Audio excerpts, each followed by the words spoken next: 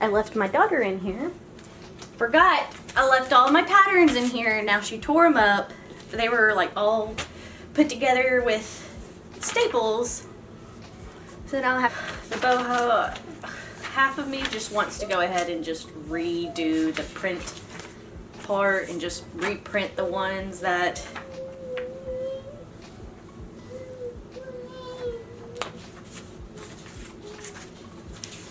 were torn up, but I think I can get it. All right, let me get this situated. Oh goodness. Okay, this one's not connected to anything.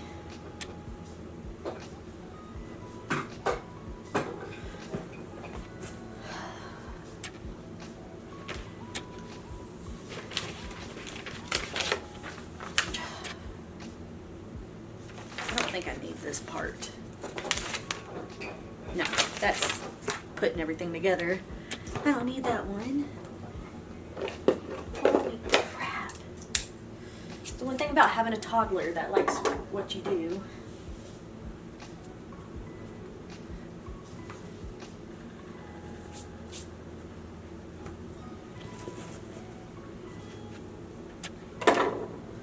Okay, Lord have mercy. Child. Alright. Now, we gotta tackle something else, and I hope you can see my face.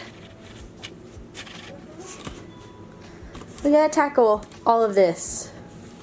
Clean clothes. Yes, I know, but we just got back from, I guess you could say, a vacation, so I washed everything when we got back. So, now, we're gonna do this.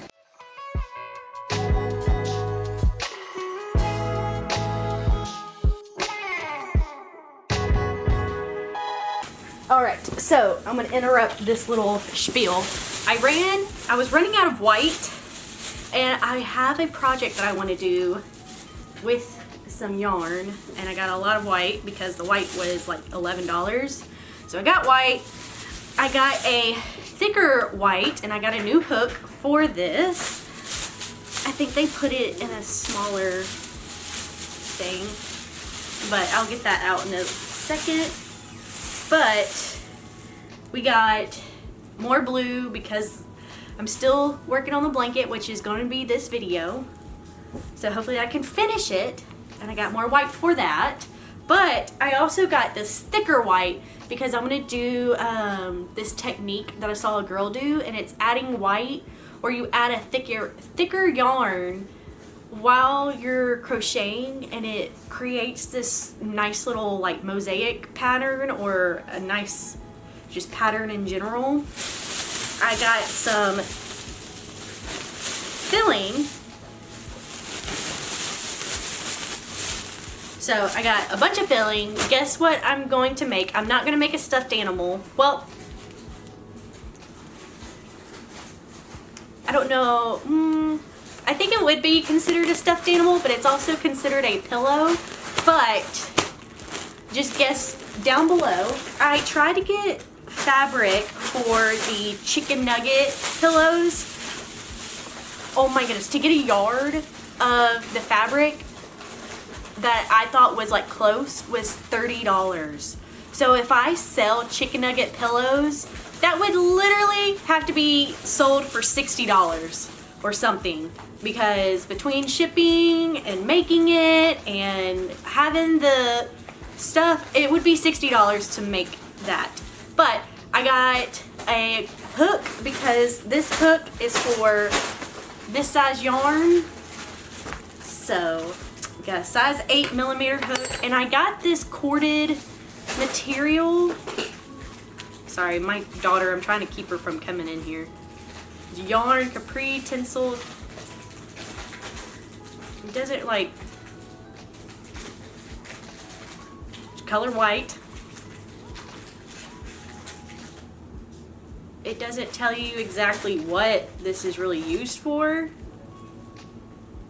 but it's loops and threads, so it's just really small yarn. I want to try to make doilies, so I bought that because it was on sale, and I wanted to try to make doilies. So that's what I got from Michael's. And I went to Joann's to see if that's where the material was that I saw was like $30, because Hobby Lobby didn't have it. They said that they never have Sherpa, but I saw a few Sherpa colors, but they were like white, brown, gray. There wasn't brown, there was like white, black, and gray. And I went to Joann's, and Joann's had it, but it was $30, and I'm not about to have y'all pay $60 for a pillow that's shaped like a chicken nugget. Unless somebody really wants it that bad, I will make it for you if you really want me to. But yeah, a chicken nugget, that's why I got so much feeling at first, was because of the pillow. But I ended up sticking with the pillow stuffing. One, Joann's had their fluff stuffing or whatever for, this was like $20, and I got it like half off. It was 40% off, but it was like I bought this for $10. It was like $10 and some change. So it was almost like it was half off. I don't know. I also put in my number, so maybe I got some points off of it, but yeah. So that's what I got, and that's what I'm going to be working on in future videos. And I am going to show y'all more of the process. Instead of just it being in one video, I might start like a series of each project that I do, because I feel like this blanket could have been like 7 series or 8 videos into one, because it's different squares. And I wish I would have showed y'all the process of each square and how it was made, but I might do that in a future video.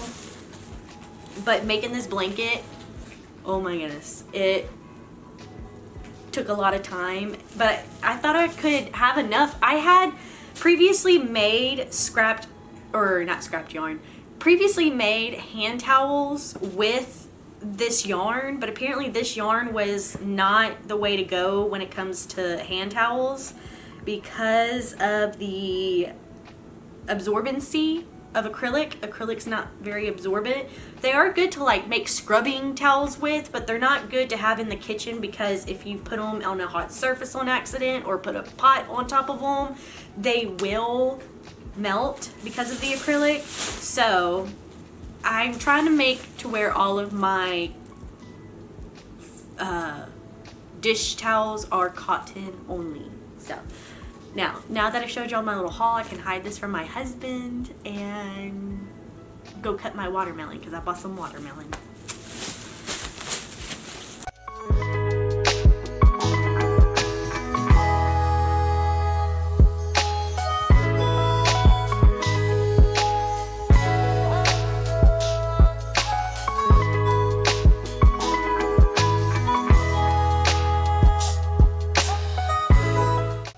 Alright, so it is going on 9:30, it's 9:20, and I am finally done, and it is Thursday, yeah, and I started this fully, I want to say last week, maybe around last Monday, last Monday, because I had 4 days with family for a family reunion for summer that we normally do. But I have finally done, some of these squares were already done, and I realized that the yarn that I used was not 100% cotton, and it was acrylic, which acrylic is mostly good for baby blankets. I do like, however, so I cleaned this couch behind me before I put the blanket on, which you'll see in a second. You kind of have a sneak peek back there. But I wiped down this couch with another square that I didn't use. First off, look how dirty that couch was. Second of all, these acrylic, like the acrylic yarn is really good for wiping furniture and wiping couches. Maybe not, the absorbency is not good, but to wipe down fabric and stuff, these are really good. I can really scrub the couch, I spray it with a little bit of like fabric softener, and I use these, and it's really good, but they do tear up really easily, and that's why they're mostly good for just as blankets or scarves and hats, because you know, you use them lightly or you can use them, but they're not going to get totally ruined. But if you use them as dishcloths, they're not absorbent, and they will scrub really good and they'll dry really good. But just a cotton washcloth is really good. 1 for absorbency, 2 for washing, and to dry them you just have to hang dry them, or you can just throw them in the washer or in the dryer, and you can also throw them in the washer. But when I learned that acrylic yarn was only good for blankets, all of the squares that I made for dishcloths, I was like, you know what? Let's just make a granny square blanket. And what I did, I don't know how to really describe it. It's up to y'all. It's my first time doing one of these, and I really want to put it on Etsy because I am proud of it, but I don't have a lot of tools that you normally would have with a granny square. I only had just my yarn and crochet hook. Normally with granny squares, you put them on this special like 4x4 square thing with like 4 nails, and you stretch it and you spray it and you let them air dry so that all of the squares are nice and even. Although the squares are kind of uneven in some places, it will eventually all, I was told that it all does like stretch out to a nice blanket. It's just you have to kind of season it or use it and let the squares kind of, you know, take their shape. So that's what I did. So, you know, some of the stitches are tighter stitches and some of them are looser stitches, and I was told that the looser stitches won't really get too loose and the tighter stitches will loosen up. So let's show y'all what it looks like, and I'll have to take some pictures, put it on my website, and see how it does. But let me show you. I think it looks cute. It's like patchworky type of stuff. I didn't want it to all be one blue piece. Like all of these pieces are all blue. This one is blue and white. Up here is mostly blue and white. But I was trying to like mix it up. So this is my first time doing this. Each square has its own little, you know, thing. So I learned how to do this little flower. And then this one was like a burst. This one is like one of the dishcloths, but I just did it for this. And this is another flower. This one has the blue flower. So blue flower and the white flower. And I think I want to take this concept, like the square with the flower, and do it like a coaster. Then we did some zigzags. I like that the stripes, I try to make them like bigger and bigger and bigger, but also make these smaller and bigger and bigger and bigger, like the white bigger and then the blue bigger. And then this is like a puff stitch, or no, like a bobble stitch is what that's called. And then we did a little bit of Tunisian. And then we did this, which is like, you can put your finger under each and every one of those. This was more of like a grid style pattern. And I also like how the sides look, or the border. This is a ribbed one. This is another bobble, but blue and white. This one is a lot like this one. So, this one and this one is the same. It's just this one's a solid color. And this one is a lot like that one, it's called like a rice stitch. And so these are both the same, it's just this one has double colored, and this could also be reversible because of that side. So, and then we have this one, which was like a checkered board one that I thought was cute. We have the seed or rice stitch. Then you got another basic granny square with all one color. Then you have, this is another pattern that I was trying to do for a dishcloth and found out that this is for best when you do it with cotton yarn. And then we have another star, or not star, flower. This one's the blue, so it's like the one over here. And then this one has like, it's another burst or starburst type thing, or sunburst. So this has the puff stitch. And then this one was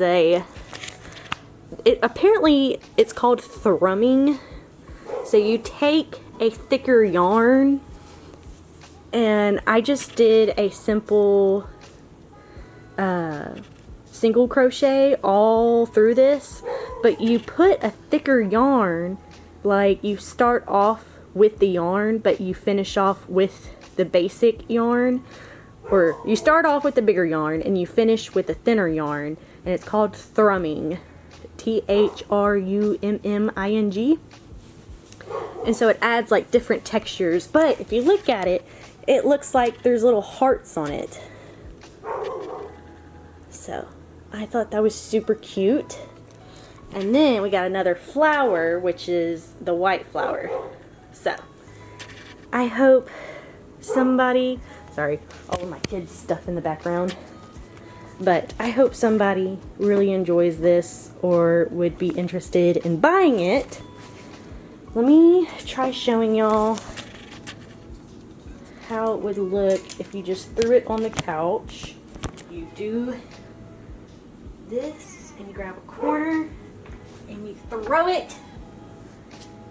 And how does that look? Does that look cute as a throw? Or maybe I did it wrong. There was like this technique that I saw people do. It was like you do like corner to corner. Oh, that's backwards.